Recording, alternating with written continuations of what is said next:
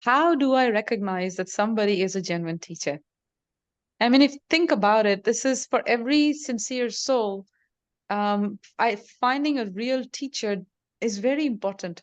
And how far you go in your spiritual life also depends on the kind of teacher you have. There are so many people out there that are posing as teachers. What if you meet someone who's a cheater, not really a teacher? The words sound very similar, cheater and teacher. It's the same kind of alphabets, right? How do you know what you're running into? And this is a question that Arjuna asks Krishna. He says, what are the symptoms of someone who's self-realized? And that same question is repeated in Uddhava Gita in the Srimad Bhagavatam when Krishna is about to leave this planet. And before that, Uddhava is asking him for instructions.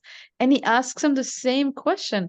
How do I know someone's a genuine teacher? How do I know someone's a real saintly person that I can learn from? Knowing how to recognize a saintly person is very important. Otherwise, you're wide open to being manipulated. Krishna says in there, he says, in this world, without any plan, without any endeavor, automatically, some people will come and really glorify you. They'll worship you. And automatically, without you provoking anything, some people will come and attack you, vilify you, and put you down. One who is not disturbed when he's attacked in any way, and one who is not elated when they are glorified in any way, is actually an intelligent person. Such a person can be a teacher. And because it does agitate us when someone like says, you're such a nice person, you're helping me so much. Oh, this is so good, I'm so special. When someone says something bad, then you get so hung up on it. So these are symptoms of someone who's affected by material energy. And for us in our stage of practicing bhakti, we're not, we're like in the budding stages of life, spiritual life. For us, it means no matter what problem comes in our life, no matter what happens, what amazing things happen or what difficult things happen, in all circumstances, make sure you chant your rounds, make sure you read the Bhagavad Gita, Srimad Bhagavatam, keep the contact going. Do not disconnect. Just like our phone should never be disconnected even for 2 minutes, otherwise we freak out. In the same way, in the same way, our contact with the holy name, our contact with the word of Krishna should not be disconnected. So we have to keep that going in all circumstances. As we see the world the way we are, we don't see it the way the world is. And all these things that bother us are just based off of our perception of what the reality is. It's explained like when the sun's out, but you can't see it in the sky yet, right? The sun's already risen, you can't see it in the sky, but the darkness is clearly gone. Early in the morning, you can see that, like the stars are not visible, the darkness is gone, but you can't see the sun yet. So that initial energy of the sun, where you can't see it yet, but the effect is already felt, right? That is that's kind of compared to the early phases of chanting Hare Krishna. You just start chanting, and automatically you feel like freedom from anxiety, you feel auspiciousness in your life, you feel all of these things come up.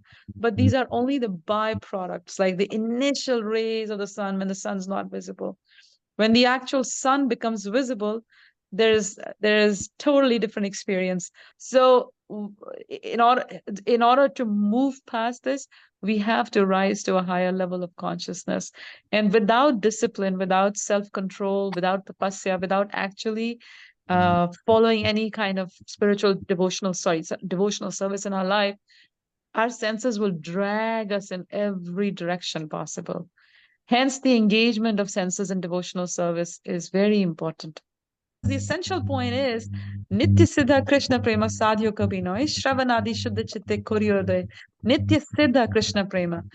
Eternal love of Supreme Krishna Prema is in the heart of all living entities. All living entities. It's there. Shravanadi Shuddha Chitte. When you hear about Krishna, when you hear about Krishna's pastimes, Krishna's names, when you hear about devotional service, you're engaging in devotional service by Shravanadi, by hearing, your consciousness, Shuddha Chitta, starts to getting purified. What happens when the consciousness is purified? Your real nature comes out. And what is your real nature? Krishna Prema, loving the Supreme. But that nature is covered right now. So by rendering devotional service, that eternal nature gets re-established. So it's not something we are trying to artificially take on. We're just trying to clean. It's just like the example of the doctor giving you medicine and you not wanting to have it. But by having the medicine, even reluctant, it doesn't matter whether you're having it willingly or unwillingly, the medicine will cure you. Point of surrender is very important in love.